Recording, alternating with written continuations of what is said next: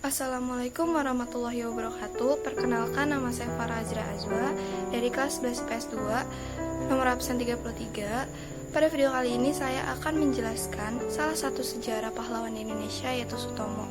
Sutomo lahir di Surabaya, Jawa Timur pada tanggal 3 Oktober 1920 dan meninggal di Padang Arafah, Arab Saudi pada tanggal 7 Oktober 1981 pada umur 61 tahun. Lebih dikenal dengan sapaan akrab oleh rakyat Indonesia sebagai Bung Tomo, adalah pahlawan yang terkenal karena peranannya dalam membangkitkan semangat rakyat untuk melawan kembalinya penjajahan Belanda melalui tentara Nica, yang berakhir dengan pertempuran 10 November 1945 yang hingga kini diperingati sebagai Hari Pahlawan. Masa muda Sutomo. Masa muda Sutomo dilahirkan di kampung Blauran di pusat kota Surabaya. Ayahnya bernama Kartawan Cipto Wijojo, seorang kepala keluarga dari kelas menengah. Ia pernah bekerja sebagai pegawai pemerintahan, sebagai staf pribadi di sebuah perusahaan swasta, sebagai asisten di kantor pajak pemerintah, dan pegawai kecil di perusahaan ekspor-impor Belanda. Ia mengaku mempunyai pertalian darah dengan beberapa pendamping dekat Pangeran Diponegoro yang dikebumikan di Malang. Ibunya berdarah campuran Jawa Tengah, Sunda, dan Madura. Ia pernah bekerja sebagai polisi di kota Praja dan pernah pula menjadi anggota Serikat Islam sebelum ia pindah ke Surabaya dan menjadi distributor lokal untuk perusahaan mesin jahit Singer. Sutomo dibesarkan di rumah yang sangat menghargai pendidikan. Ia berbicara dengan terus terang dan penuh semangat. Ia suka bekerja keras untuk memperbaiki keadaan. Pada usia 12 tahun, ketika ia terpaksa meninggalkan pendidikannya di Mulos, Sutomo melakukan berbagai pekerjaan kecil-kecilan untuk mengatasi dampak depresi yang melanda dunia saat itu.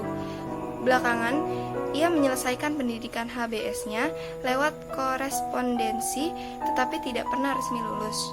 Pada usia 17 tahun, ia menjadi terkenal ketika berhasil menjadi orang kedua di Hindia Belanda yang mencapai peringkat Pandu Garuda.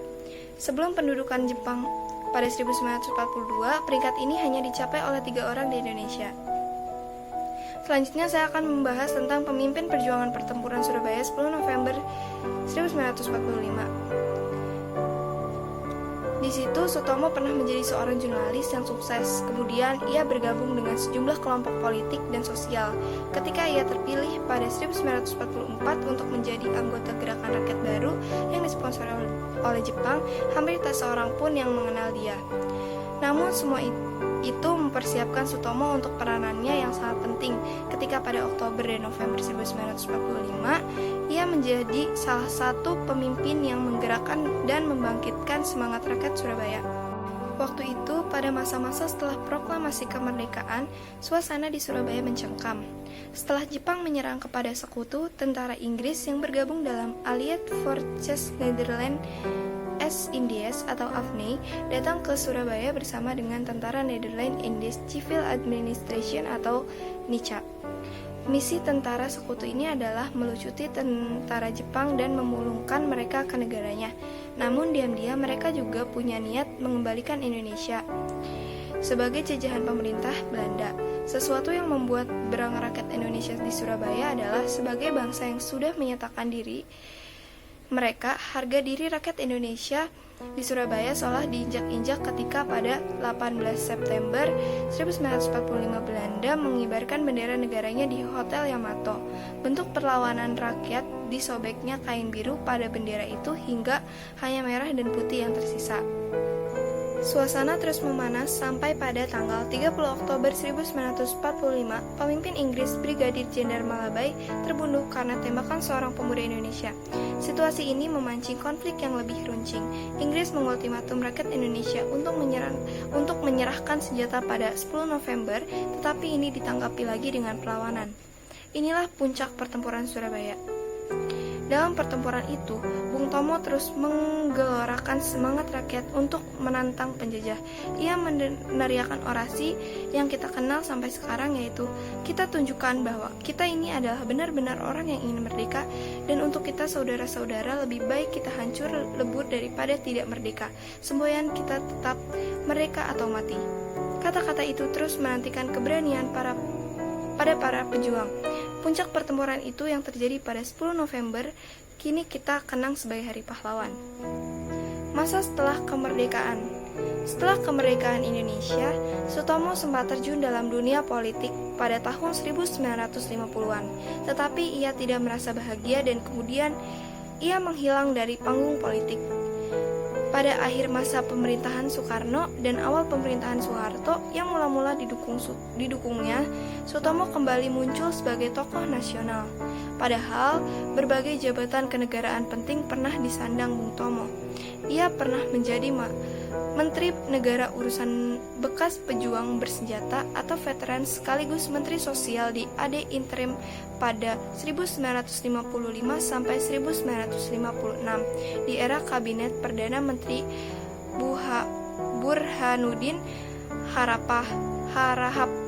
Bung Tomo juga tercatat sebagai anggota DPR pada 1956 sampai 1959 yang mewakili Partai Rakyat Indonesia. Namun pada awal 1970-an, ia kembali berbeda pendapat dengan pemerintahan Orde Baru. Ia berbicara dengan keras terhadap program-program Soeharto sehingga pada 11 April 1978 ia ditahan oleh pemerintahan di Indonesia yang tampaknya khawatir akan kritik-kritik yang keras. Baru setahun kemudian ia dilepaskan oleh Soeharto. Meskipun semangatnya tidak hancur di dalam penjara, Sutomo tampaknya tidak lagi berminat untuk bersikap vokal. Ia masih tetap berminat terhadap masalah-masalah politik, tetapi ia tidak pernah mengangkat peranannya di dalam sejarah perjuangan bangsa Indonesia. Ia sangat dekat dengan keluarga dan anak-anaknya, dan ia berusaha keras agar kelima anaknya berhasil dalam pendidikannya. Sutomo sangat bersungguh-sungguh dalam kehidupan imannya, tetapi tidak menganggap dirinya sebagai seorang muslimah soleh ataupun calon pembaru dalam agama. Pada 7 Oktober 1981, ia meninggal dunia di Padang Arafah ketika sedang menunaikan ibadah haji. Berbeda dengan tradisi untuk memakamkan para jenazah haji yang meninggal dalam ziarah ke Tanah Suci, jenazah Bung Tomo dibawa kembali ke tanah air dan dimakamkan bukan di sebuah taman makam pahlawan, melainkan di tempat pemakaman umum Ngegel di Surabaya sesuai dengan permintaannya ketika masih hidup. Itu saja yang bisa saya sampaikan seputar sejarahnya Sutomo atau yang dikenal biasa dengan Bung Tomo. Kurang lebihnya mohon maaf. Terima kasih. Wassalamualaikum warahmatullahi wabarakatuh.